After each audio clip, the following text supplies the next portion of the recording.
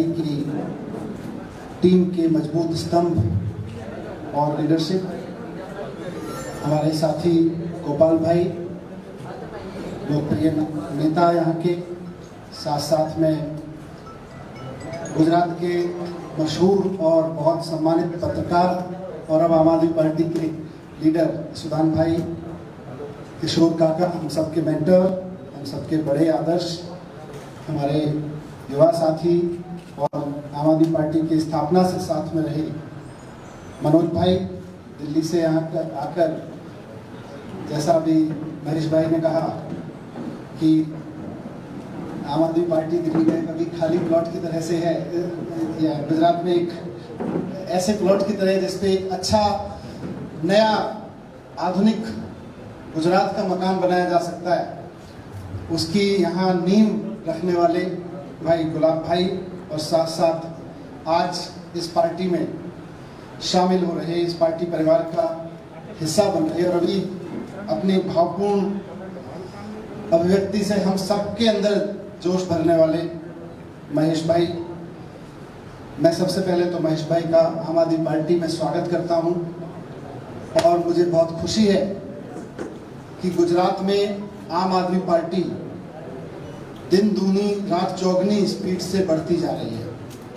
4 महीने पहले मैं यहाँ जब आया था चुनाव के समय पे, तो आप में से कई पत्रकार साथियों ने बहुत जायज बात करते हुए पूछा था, भाई आप नई पार्टी हैं, आपका जोश है, लेकिन स्थायित्व कितना है, विस्तार की संभावनाएं कितनी है। 4 महीने के अंदर अंदर हम सब गवाह हैं कि जिस तरह से सिर्फ सूरत की बात करें तो सूरत के आम लोगों ने जिस तरह से आम आदमी पार्टी पे भरोसा करके एक यंग एजुकेटेड टीम पॉलिटिक्स में लेके आए हैं सूरत के लोग, और जिस तरह से लगभग 120 दिन हो गए, 125 दिन हो गए करीब उनको चुने हुए, जिस तरह से उन सब लोगों ने जमीन पर उतरकर काम किया है। अब सिर्फ दिल्ली का काम नहीं है, अब गुजरात का भी काम बोलने लगा है। आज गुजरात के पार्षदों का काम भी बोलने लगा है, उनका आचरण बोलने लगा है, उनकी ऊर्जा बोलने लगी है, उनकी पॉलिटिक्स बोलने लगी है गुजरात में।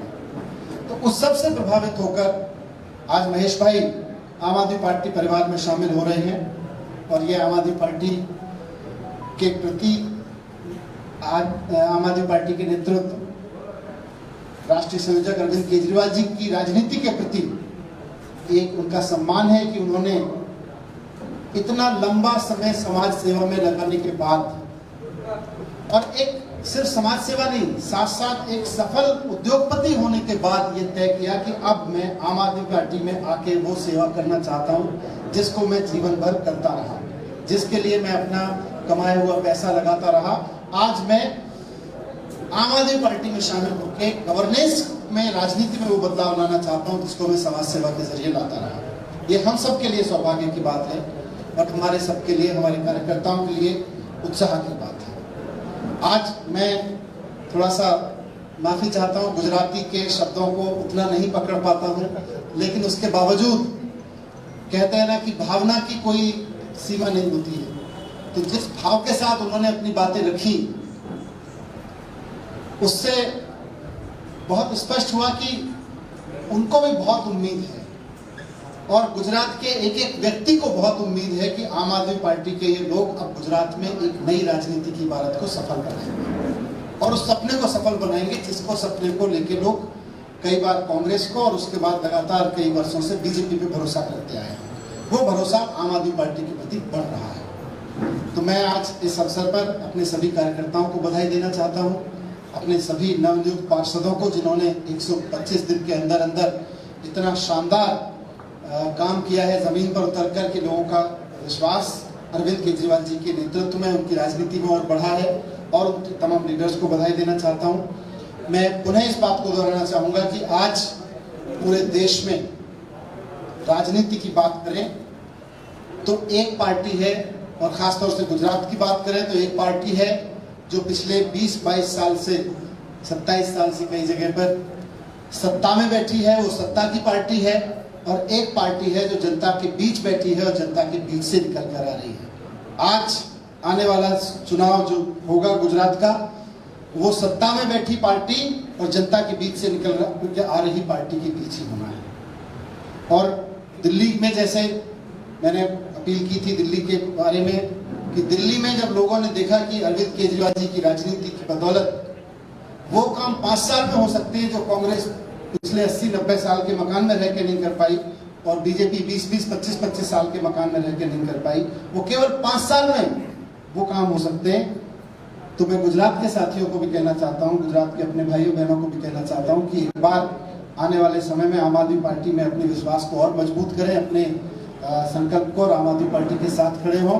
एक बार आम आदमी पार्टी को जहां जहां आप देखते चले जाएंगे, आप बीजेपी और कांग्रेस को भूलते चले जाएंगे, ऐसा हमारा दावा है। धन्यवाद। मैं आपके प्रश्न लेना चाहूँगा।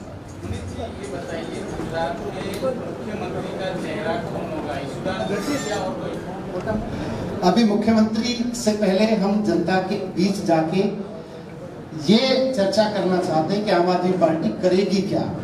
आम आदमी पार्टी वो सब करेगी जिसका सपना लोग देख रहे हैं। वो मुख्यमंत्री कौन होगा वो चुनाव से पहले तय होगा, गुजरात के लोग तय करेंगे, गुजरात के कार्यकर्ता तय करेंगे। मनीष जी, महेश सवानी जी के साथ और कितने लोग जुड़े हुए हैं? भाई पछाड़ी चांद साहब जो। हाँ जी बोलिए, आपकी आवाज है। महेश सवानी जी के साथ और कितने लोग जुड़े हैं? कौन उद्योगपति है या ये बता सकते हो अभी?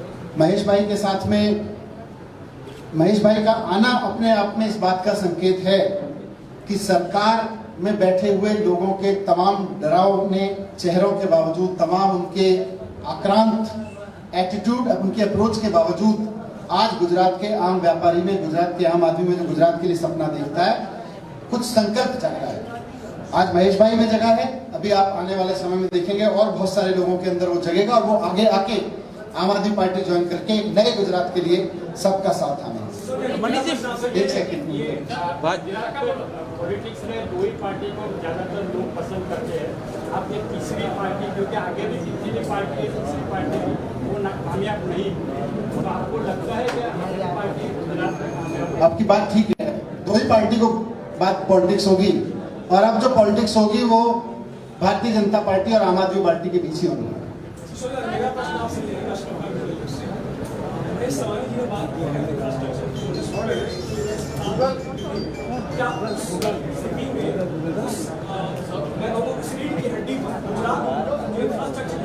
बन सकता है, क्या आपको लगता है सवाल पूछने प्रधानमंत्री नरेंद्र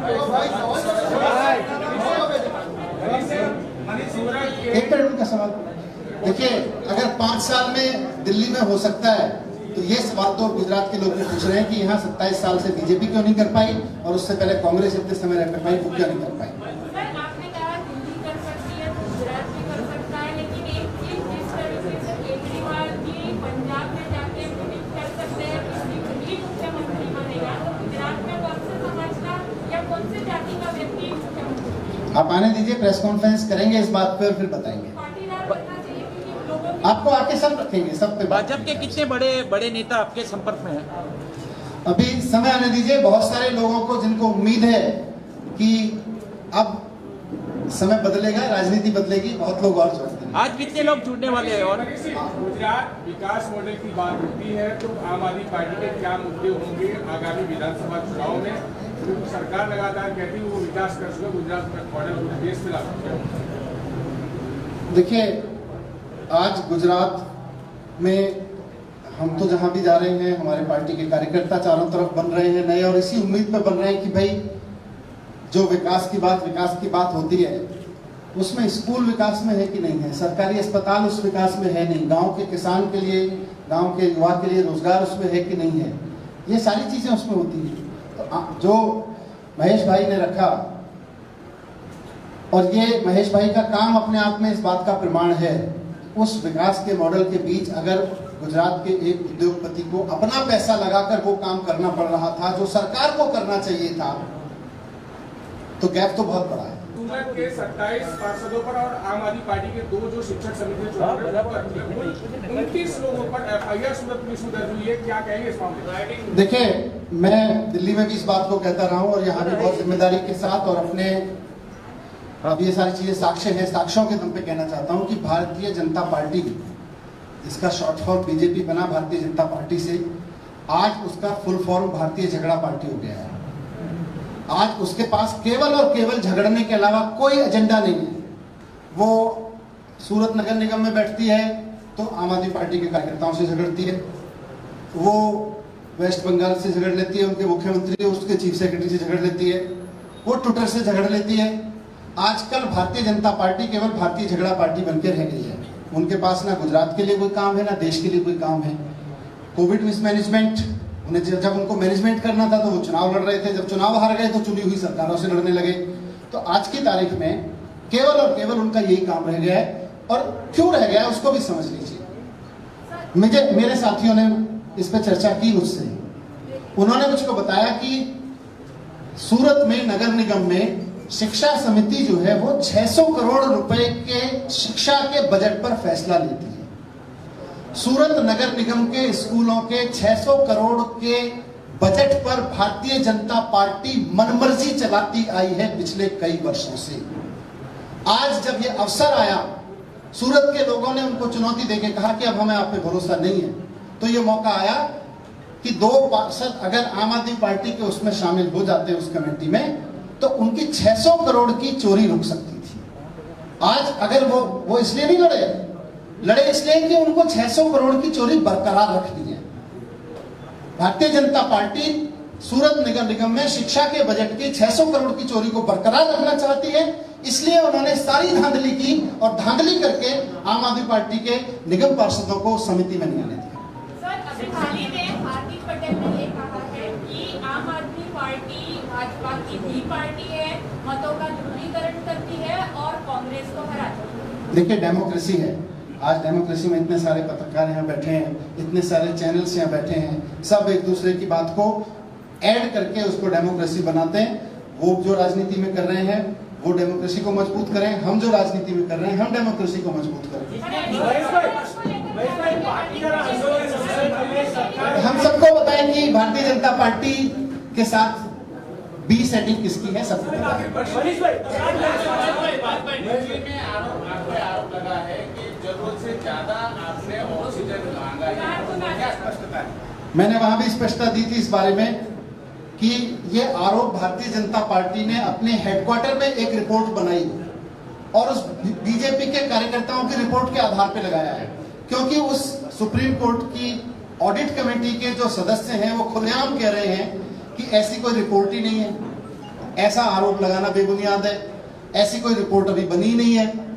तो फिर बार बार भारतीय जनता पार्टी के नेताओं को मैंने चुनौती दी थी, आज लगभग 72 घंटे हो गए, कि भाई जिस ऑडिट कमेटी की रिपोर्ट की आप बात कर रहे हैं उस ऑडिट कमेटी के सदस्यों द्वारा हस्ताक्षरित अप्रूव्ड कोई रिपोर्ट तो लाओ। कोई रिपोर्ट अब तक लाए नहीं, बोले रिपोर्ट है। तो भारतीय जनता पार्टी तो फिर वही वो झगड़ा करने का बहाना है, बीजेपी को कोई झगड़ा करने का बहाना मिल जाता है। चुनाव है, उसके बाद लोकसभा चुनाव आने वाले हैं, क्या आम आदमी पार्टी एक राष्ट्रीय विकल्प है? जनता तय करेगी।